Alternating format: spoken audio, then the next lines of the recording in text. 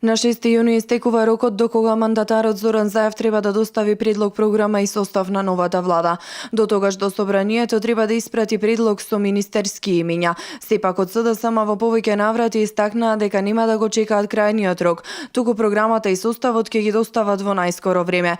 Иако досега нема информации кој се ќе се најде во новиот владин тим, се поизвестно е дека речиси сите од СДСМ што беа дел од техничката влада, повторно ќе седнат во истите министерски столчиња. Известно е и дека ДУИ ќе ги задржи истите ресори освен Министерството за здравство.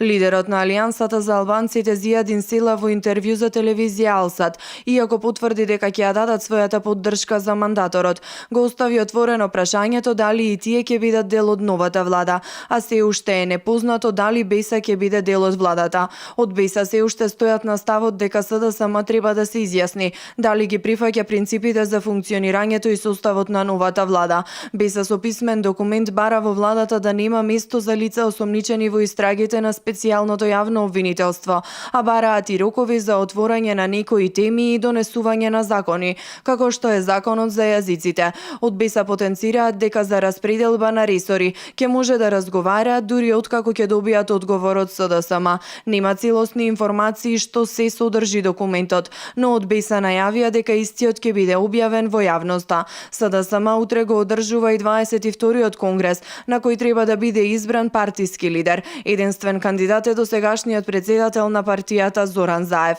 а од ВМРО-ДПМН и понатаму ја истакнуваат својата загриженост. ВМРО-ДПМН е партија која работи за граѓаните и државата и ги штити нивните интереси, додека СДС е синоним за деструкција и интриги, стои во дописот од партијата. Додека ВМРО-ДПМН е гради и создава за сите граѓани, СДС влегува во нови интриги и манипулации со ветувањата на Заев за воведување консензуална демократија.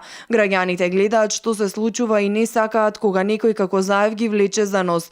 Затоа СДС треба да собере храброст и што е можно побрзо да овозможи редовни локални избори и предвремени парламентарни, на кои граѓаните ќе можат да кажат што мислат за сета негова деструкција и негаторски однос кон државата и нејзината иднина. Се вели во денешното соопштение од ВМРО-ДПМН.